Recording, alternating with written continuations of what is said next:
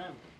Last night, the Trump administration faced another example of judicial overreach. Using his full and proper legal authority, President Trump imposed universal tariffs and reciprocal tariffs on Liberation Day to address the extraordinary threat to our national security and economy posed by large and persistent annual U.S. goods trade deficits.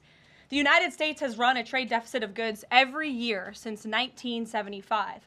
In 2024, our trade deficit in goods exceeded $1 trillion. Everybody agrees this is unacceptable. President Trump is delivering on his promise to fix this problem, and he has taken a long overdue and much needed bold stance for American workers after decades of our manufacturing base being hollowed out. The president's rationale for imposing these powerful tariffs was legally sound and grounded in common sense.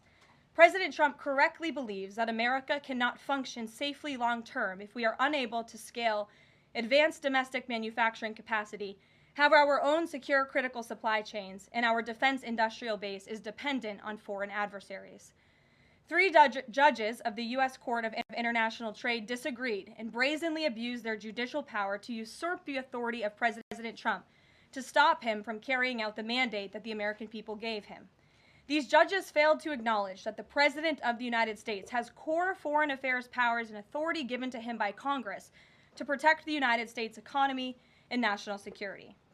Congress had created the National Emergency Act to provide the congressional framework to strike down improper IEEPA use, and any questions over whether President Trump improperly imposed these IEEPA tariffs were already adjudicated in Congress following Liberation Day.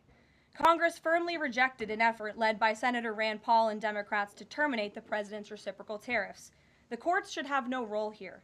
There is a troubling and dangerous trend of unelected judges inserting themselves into the presidential decision-making process. America cannot function if President Trump, or any other president for that matter, has their sensitive diplomatic or trade negotiations railroaded by activist judges. President Trump is in the process of rebalancing America's trading agreements with the entire world, bringing tens of billions of dollars in tariff revenues to our country, and finally ending the United States of America from being ripped off. These judges are threatening to undermine the credibility of the United States on the world stage. The administration has already filed an emergency motion for a stay pending appeal and an immediate administrative stay to strike down this egregious decision. But ultimately, the Supreme Court must put an end to this for the sake of our Constitution and our country.